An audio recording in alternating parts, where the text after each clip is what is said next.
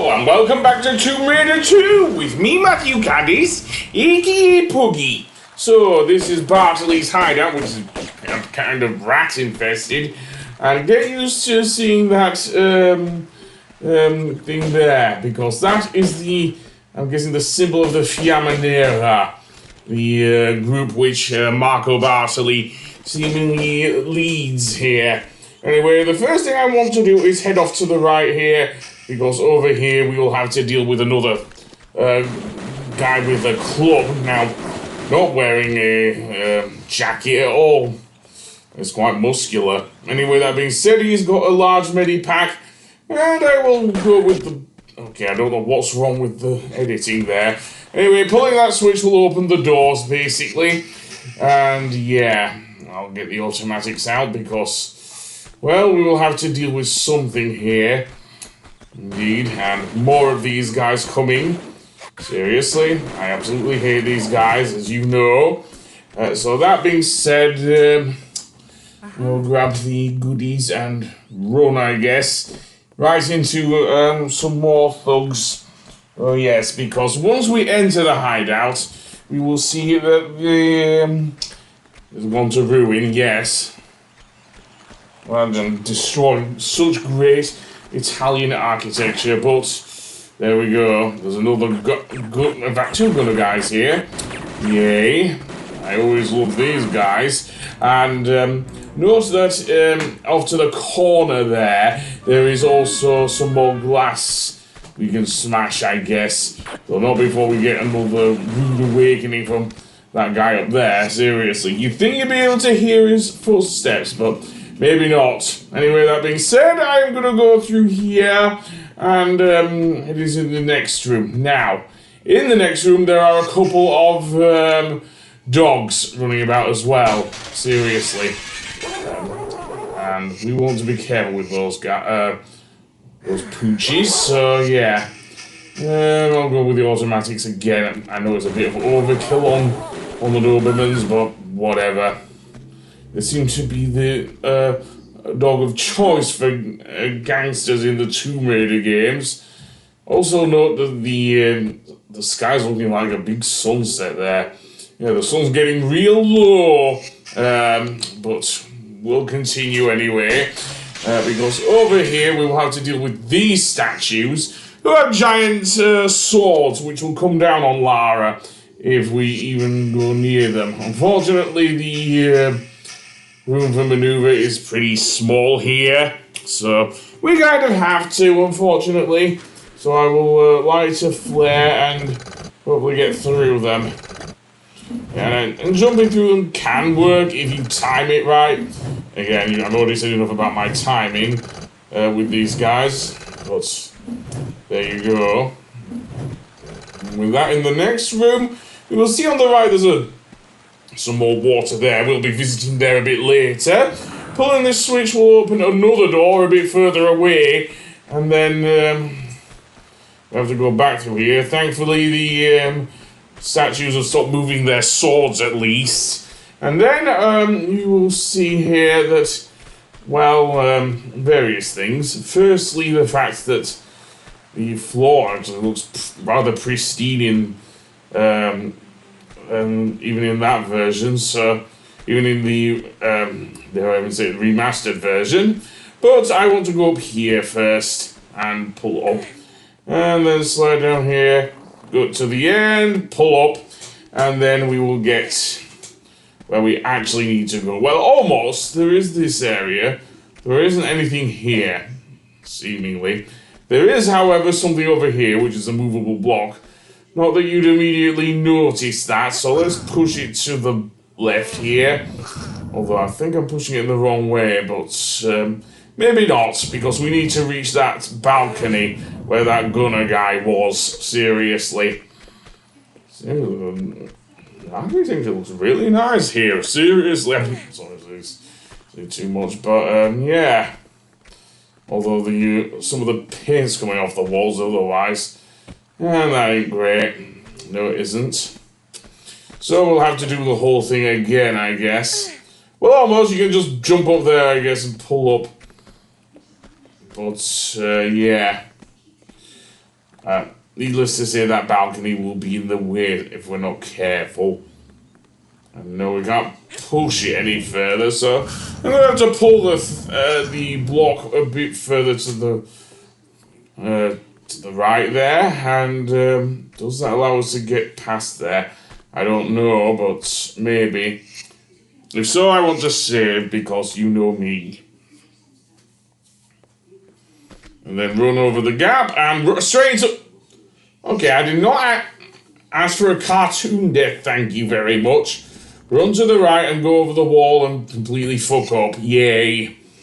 Okay, so what am I doing wrong? Plenty, that's what. Plenty. So, yeah, I guess I'll have to go from the block. Why am I pushing it further to the right? Yeah, that don't make any sense. So I don't think Lara can make it over the block that way. Although having said that, it may make it a bit easier for her to get over the thing there. So, yeah, maybe so. Anyway, yeah.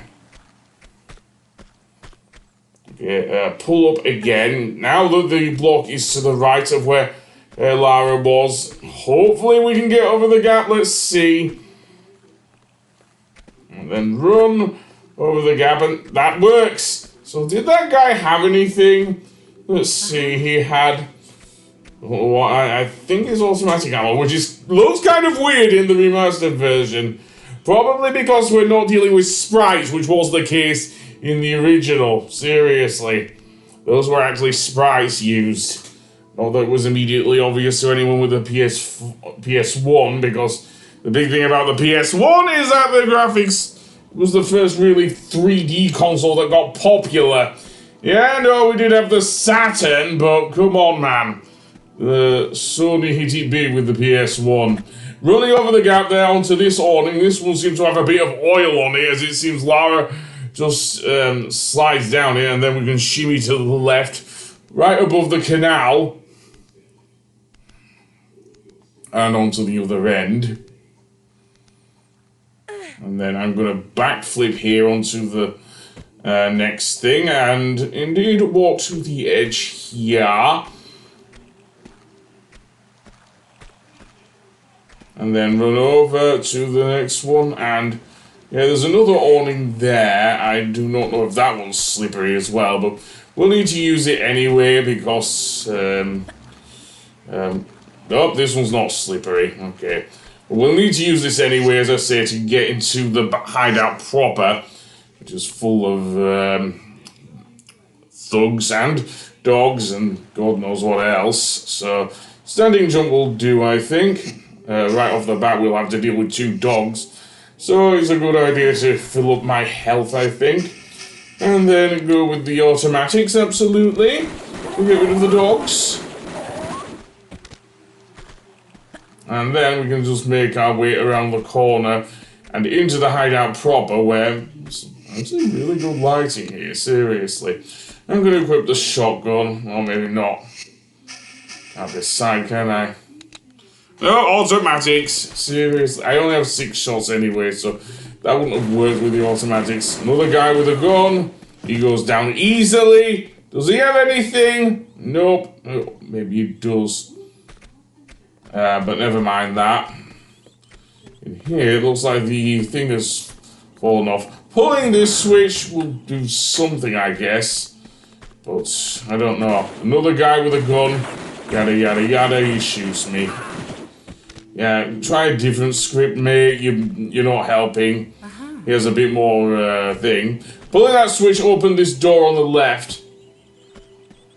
Right onto this balcony, where we will see, believe it or not, the stone dragon, the first of the 3 secrets. Then we can go back in and indeed see what's here, because there is this balcony outside. Now, originally I did have a thing here.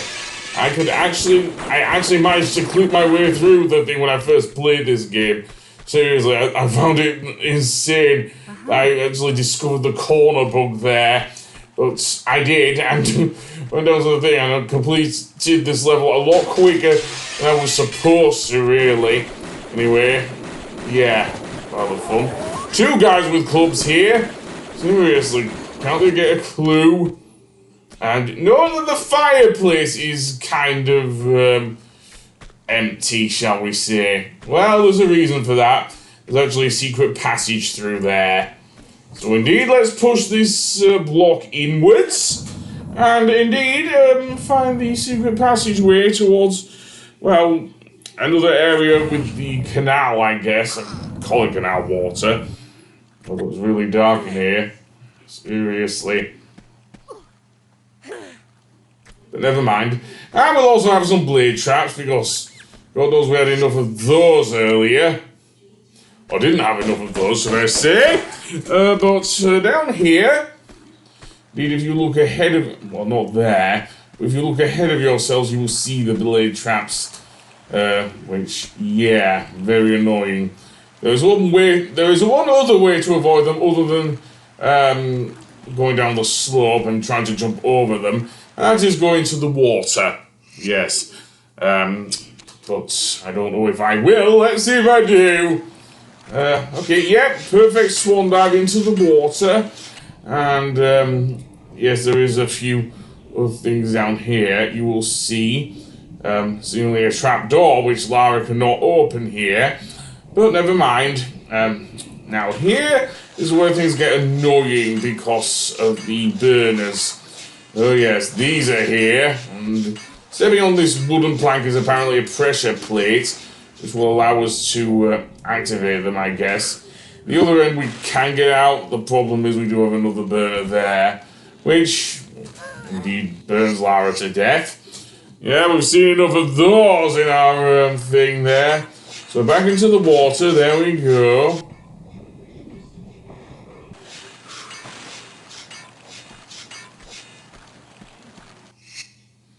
And I'll save because very annoying it is. Seriously. And walk over and that will indeed extinguish the burners. Though I don't know about that thing, but never mind. This will give us access to the ballroom, believe it or not. Seriously, with chandeliers and everything. Though there are also some more goons on here. And that being said, I'm taking a lot of hits.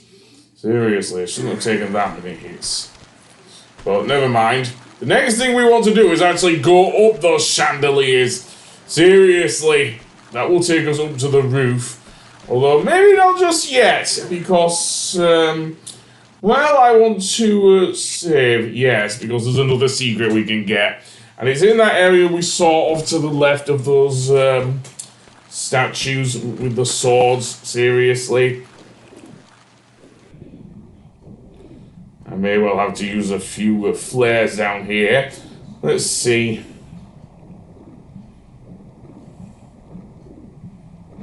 Well, maybe not, maybe not. Let's see.